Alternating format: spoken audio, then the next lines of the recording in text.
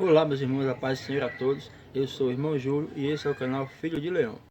E o assunto do vídeo de hoje é sobre bebidas. Crente pode beber vinho? Pode beber cachaça? Pode beber cerveja? Bom, continue assistindo esse vídeo e nós saberemos já já.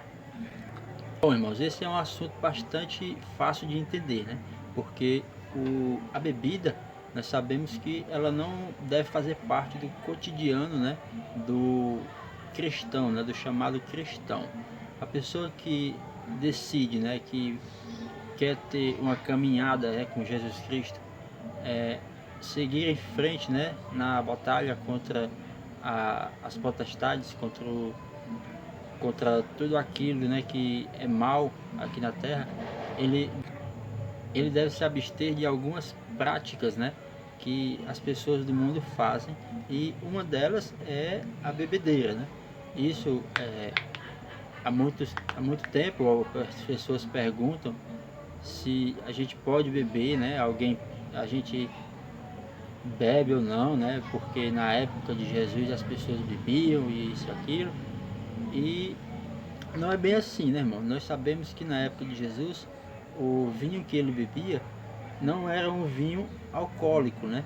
Naquela época, o vinho que Jesus bebia era apenas um suco de uva. O vinho que embebedava chamava-se o vinho fermentado. Esse vinho ele era guardado, né? Que nem diz na palavra, em odres, e esses odres eram feitos de madeira de carvalho, e essa madeira ele conservava o suco de uva de uma forma que fermentava ele e deixava ele, né, com um aspecto com gosto de vinho, né? E esse vinho é o que embebedava na época. Mas nós sabemos que o vinho que Jesus Cristo, né, bebia, é, com os estudos teológicos, nós sabemos que este vinho era apenas um suco de uva que era tomado por eles naquela época. Mas o que nós viemos saber aqui hoje era saber se o crente pode beber, né, ou vinho, ou cachaça, ou cerveja, né, tipo de alguma bebida alcoólica, né? E nisso nós precisamos primeiro consultar a Bíblia, né? Que, como eu disse em alguns dos meus vídeos atrás, é um manual de vida para cada um de nós. E nós iremos agora pesquisar no livro de Gênesis, no capítulo 9, no versículo 20 ao 21, onde a gente vai saber ali a primeira vinha que foi cultivada, né, no mundo, foi a vinha de Noé, que está escrita no livro de Gênesis, no capítulo 9, no versículo, no capítulo, no capítulo 9, no versículo 20 ao 21, que diz, né? E começou Noé a ser lavrador da terra, e plantou uma vinha, e bebeu do vinho, e embebedou-se, e descobriu-se no meio de sua tenda. Aí já começou, né, irmãos, um certo impasse, né, na vida de uma pessoa que quer seguir o caminho cristão. Esse caminho cristão, irmãos, ele é um caminho que deve ser levado com bastante destreza, né? E nesse momento Noé, ele acaba embebedando-se, e o seu filho Cã, né, entra na tenda e vê que ele acabou se embebedando de uma forma, de uma tal maneira, que acabou ficando nu, né, no meio da tenda, no meio da casa. Para qualquer outra pessoa, não só Cã, ou também poderia ser Sem, poderia ser Jafé, ou a esposa de Noé na época, ou algumas das esposas de seus filhos poderiam ter entrado ali e ter visto aquela cena, né? E isso deixou ele bastante, né, como nós sabemos, raivoso, né? Ele ficou com bastante irado, na verdade. E acabou que por amaldiçoar o seu filho Cã, né, dizendo que ele seria servo dos servos dos seus filhos, né, dos seus irmãos. E a prova que o vinho o vinho ou qualquer bebida forte não pode ser tomado por alguém que quer seguir uma vida cristã, está também no livro de Provérbios, no capítulo 20, no versículo 1, que está escrito, né? O vinho é escarnecedor e a bebida forte é alvoroçadora, e todo aquele que neles errar nunca será salvo.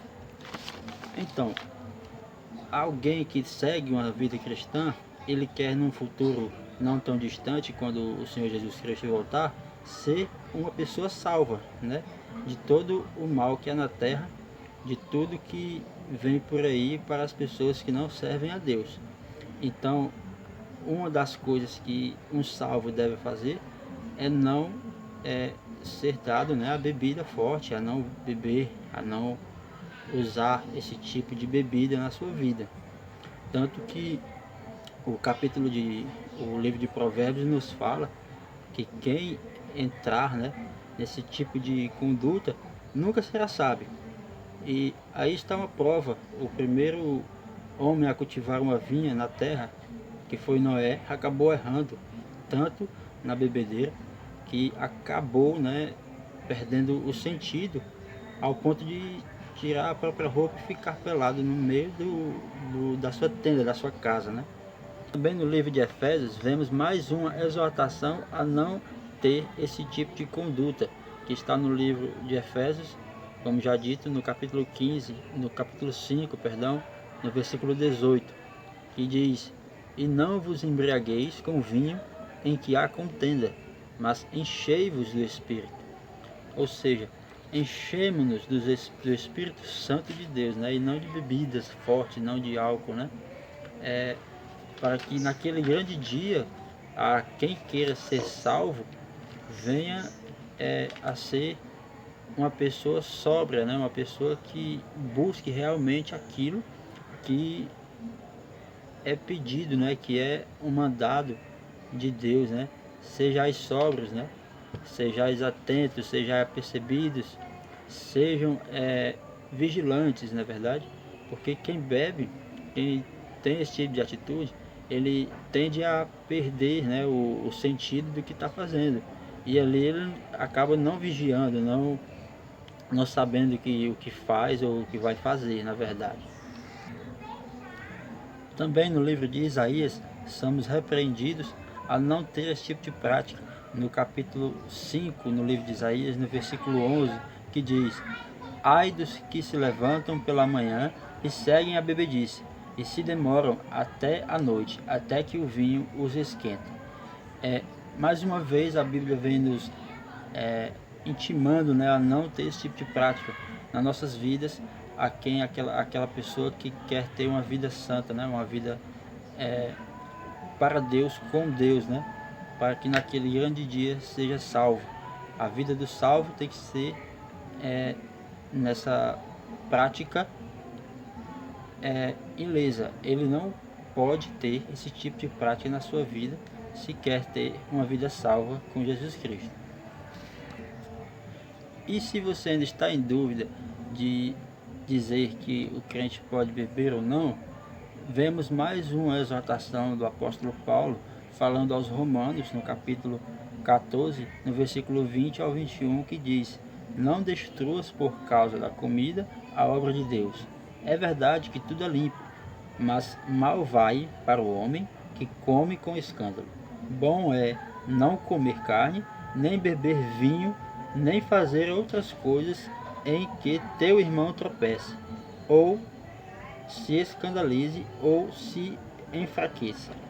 Então, nós crentes, nós salvos, temos que mostrar ao mundo, aos outros irmãos, principalmente aqueles que são novos na fé, que nós somos, né, aquilo que dizemos ser, e não uma coisa que a Bíblia, que nós digamos ser, e a Bíblia diz para nós não sermos. Então, para que esses irmãos não se escandalizem em nós, não caiam, né, não pereçam, não venham a praticar coisas erradas porque vê você fazendo, porque vê alguém fazendo da igreja, vê alguém da igreja fazendo, acha que pode também fazer. Isso é o que Paulo quis dizer aos romanos. para não fazermos isso, para que não escandalize ou enfraqueça algum irmão na fé. Mas, irmão Júlio, eu estou há muito tempo na igreja e faço parte de... eu tenho na igreja um cargo na igreja, né? Como, sei lá, tipo presbítero, obreiro, alguma coisa parecida. E tomo alguma coisa, né? Ou tal, e não sei o que. E até hoje isso nunca atrapalhou a minha vida espiritual. Mas, irmãos, mais uma vez, procurando no nosso manual, que é a Bíblia, né? O manual de vida do ser humano, que é a Bíblia, nós veremos que Paulo mais uma vez nos exorta a não ter esse tipo de prática na nossa vida, principalmente para aquelas pessoas que querem ter um cargo, né, na igreja para fazer a obra do Senhor, né? Tipo, no livro de 1 Timóteo, no capítulo 3, no versículo 1 ao 3, está escrito: esta é uma palavra fiel. Se alguém deseja o episcopado, excelente obra deseja. Convém, pois, que o bispo seja irrepreensível, marido de uma só mulher, vigilante, sóbrio, honesto, hospitaleiro, apto para ensinar, não dado ao vinho, não espancador, não cobiçoso de torpe ganância, mas moderado, não contencioso e não avarento. Desses 3 versículos eu grifei 5 palavras. A primeira é irrepreensível, a segunda, marido de uma só mulher, ou seja, casado. Terceiro, sóbrio. A quarta, apto para ensinar. E o quinto, não dado ao vinho. Ou seja, a primeira palavra, que é irrepreensível, ela tem uma conexão aí com a quarta palavra, que quer dizer que é apto para ensinar. Se eu quero ter na igreja um cargo de episcopado, ou de bispo, ou de obreiro, eu tenho por obrigação na minha vida de ser irrepreensível. E se eu sou irrepreensível, e se eu quero ter um tipo de cargo desse, ou tenho um cargo desse, eu tenho que ser irrepreensível. Não somente no cargo de episcopado, qual é citado aqui nesse versículo, desse capítulo do livro de Timóteo. Mas nós sabemos que não só nesse, mas nos outros capítulos que dizem algumas funções, Paulo vai grifar também todas essas características da pessoa que quer ter esse tipo de cargo dentro da igreja.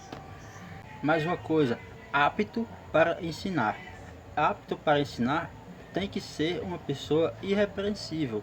Ou seja, eu não posso chegar na rua para uma pessoa dependente alcoólica e dizer para ela que ela não pode beber, sendo que eu também bebo.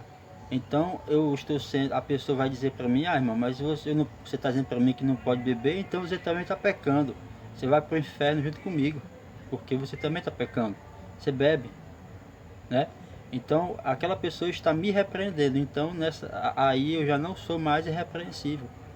Eu posso chegar para ela e dizer que não bebo e dizer para ela para não fazer isso, porque ela está jogando a vida fora. Aí sim, né? Se eu for irrepreensível, aquela pessoa pode receber aquela palavra, né? E sendo que se eu faço esse tipo de prática na minha vida, eu não posso ir lá e repreender outra pessoa.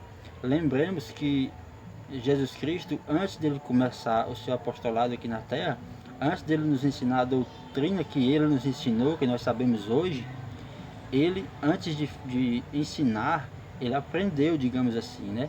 Ele, antes de mandar as pessoas fazer, ele fez, né? Como nós sabemos no batismo de Jesus Cristo, João disse para Jesus que ele necessitava de ser batizado por Jesus, e Jesus disse: deixe por agora, porque assim convém a mim fazer todas as coisas. E Jesus Cristo estava dizendo ali o quê? Que antes de me ensinar alguém a fazer alguma coisa, eu preciso fazê-la.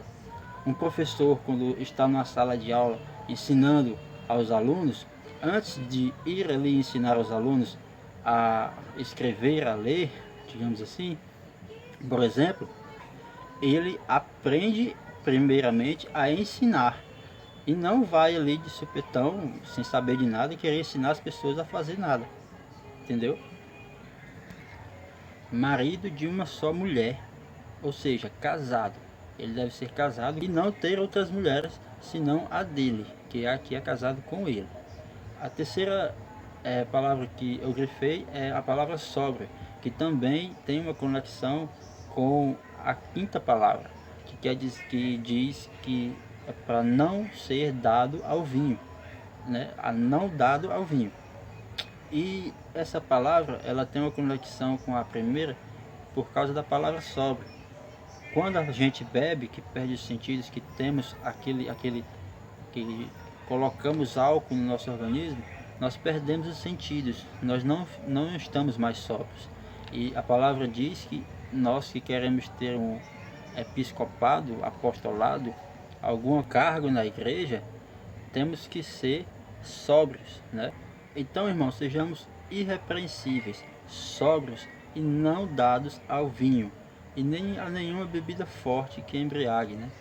E se alguém vier lhe perguntar, irmão, a gente que é crente pode beber? Alguém da sua congregação que congrega com você, ou alguém na rua, você que é crente pode beber? Você vai voltar lá no capítulo, no versículo de Provérbios, no capítulo 20, no versículo 1, e dizer para ele: o vinho é escarnecedor e a bebida forte alvoroçadora, e todo aquele que neles errar nunca será salvo. Então você pode dizer isso para aquela pessoa e ela irá entender que você, como um salvo, não pode ter esse tipo de prática. E se ela, no dia do juízo, quiser ser salva, né, para não quiser ser salva, quiser ter uma vida sóbria e direta com Deus, ela também não pode ter esse tipo de prática na vida dela. Porque nós sabemos que no livro de Apocalipse, no capítulo 22, no versículo 15, está escrito: e ficarão de fora os cães e os feiticeiros, e os que se prostituem, e os homicidas, e os idólatras, e qualquer que ama e comete a mentira. Bom, nesse capítulo de Apocalipse, no capítulo 22, no versículo 15, ele está dizendo que ficarão de fora os cães. Os cães que ele quer dizer é todo aquele, né, que comete escarnecimento. E nós veremos que no livro de Provérbios, capítulo 20, no versículo 1, está dizendo: o vinho é escarnecedor. Então, quem tem a prática de tomar bebida forte é um escarnecedor, ou seja, faz parte dessa classe dos cães que a Bíblia fala. Então, irmãos, vocês gostaram desse vídeo? Então, se você gostou, você pode deixar aí o seu like, que você venha compartilhar esse vídeo, né, com todos os seus amigos, seus familiares, para as pessoas que você conhece, que você comente aí embaixo também o que você achou desse vídeo, se você gostou, como é que qual a sua interpretação dessas palavras e o que você achou, né, na verdade, de tudo isso que foi dito aqui. E também que o irmão possa se inscrever no canal, né, para poder ajudar a propagar mais a palavra do Senhor para todas as pessoas, né, do mundo, aquelas pessoas que estão precisando ouvir uma palavra de Deus e há muito tempo não conseguem, né, parar um pouco para ouvir, e através desse vídeo que elas possam assistir, né, e saber um pouco mais a palavra de Deus, e no momento talvez, né, venha a ser uma pessoa salva, a uma pessoa que venha a servir ao Senhor Jesus Cristo, assim como nós estamos fazendo hoje. Que a paz do Senhor esteja com todos. Até o próximo vídeo e tchau.